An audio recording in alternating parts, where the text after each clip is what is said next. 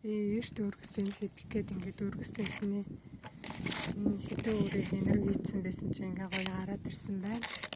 За одоо энийг би цас уудандаас суулгана. Энэ лойла бас цас ууданд суулгаж амжаагүй байна. Энэ ингээ тал энэс дээшх нь болохоор соёолуулаад цаасанд наатан салфетканд боогоод тэгээд соёо гараад ирэхээр зэрэг энэ дээр тавиад шаргаар утсан.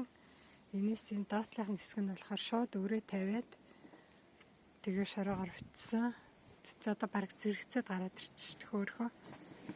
Би энэс нэгийг авч суулгасан хараа та нарт харуулаад суулгасан. Арай урт ургасны бусдын нөө ингээд суулгаагүй байж байна. Ийм хурдан гараад ирсэн. Одоо өнөөдөр өргөс тэмхээ суулгах гэж байна. За өргөс тэмхээ ингээд аваад иймэрхүү байна. Нэг ингээд аваад салгаад нэг нэгээр суулгана да. Ийм урт ургасан энэ үндсэн хараа гэж ургасан байна хөө. За ингээд энийг би нэг уутанд авчиж тарих их дуртай нуусанда. Ингээд хийгээл хажуу тийш шахаал тавьчиндаа.